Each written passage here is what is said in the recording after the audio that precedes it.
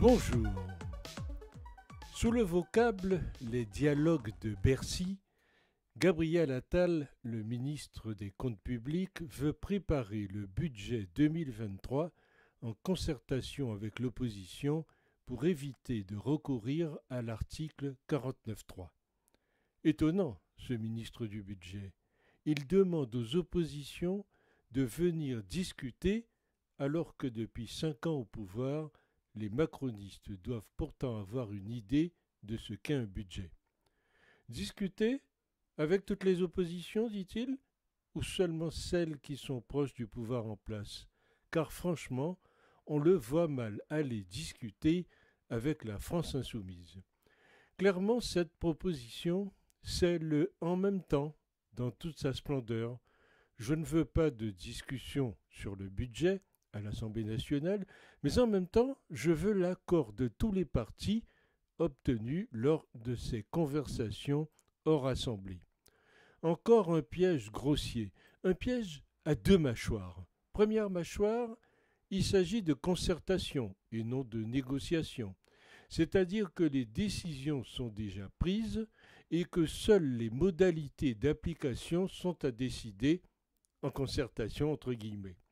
Seconde mâchoire, mais surtout, le piège est de tenter de faire avaliser par l'opposition toutes les décisions prises par le gouvernement afin de diluer sa responsabilité.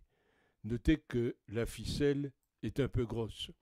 Monsieur Attal, voyez-vous, c'est comme un peu le syndic d'une copropriété qui ne convoquait que certains propriétaires pour décider le budget des travaux à réaliser. Cette volonté de ne jamais affronter les thèmes importants devant l'Assemblée devient lassante, outre à être antidémocratique. Or, l'Assemblée nationale est justement faite pour discuter les projets de loi, car le budget est un engagement très très important, peut-être même le plus important. N'est-ce pas au Parlement de définir orientations et arbitrages plutôt qu'au ministre? Les lois et les budgets se font au Parlement. Chacun sait que depuis 2017, les budgets présentés au Parlement par la Macronie ont été insincères, et là, le terme est poli. Mais ils ont été votés grâce à la majorité parlementaire des godillots. Les choses ayant changé, le président a ordonné au ministre de désarmer l'opposition en la faisant participer à l'élaboration de ce budget, oubliant que les lois se discutent au Parlement, pas dans les antichambres du pouvoir. Autre point, et non des moindres, il y a désaccord évident entre la première ministre, Elisabeth Borne, et ses 2 ministres, Bruno Le Maire et Gabriel Attal. L'une ne veut pas discuter avec les oppositions, les autres au contraire tendent la main. Approuver un budget, c'est cautionner toute la politique et les moyens qu'il prévoit de financer. C'est donc soutenir toutes les intentions et les projets de l'exécutif. Un député qui voterait pour ce budget trahirait les électeurs qui n'ont pas voté pour Emmanuel Macron et la députation qui le soutient. Faut-il rappeler que le 49.3 est un fusil à un seul coup, possible qu'une fois par session parlementaire.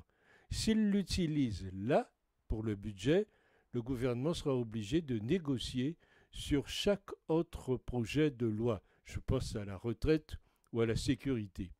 Mais sa proposition peut être aussi une arme politique en cas de motion de censure pour provoquer des élections anticipées en rejetant finalement la faute sur l'opposition. Pour sûr, aujourd'hui, la France est une marmite en ébullition. Beaucoup de gens, pas dupes, ont compris que la guerre en Ukraine est un prétexte pour une inflation et un racket tous azimuts. Alors au gouvernement, il marche sur des œufs. Le gouvernement veut éviter, dit-il, le 49.3, ce qui veut dire que le gouvernement passera en force. Le régime parlementaire est mort. De nouvelles élections seraient peut-être les bienvenues, avec tous les risques potentiels pour le pouvoir en place et les oppositions également. À demain.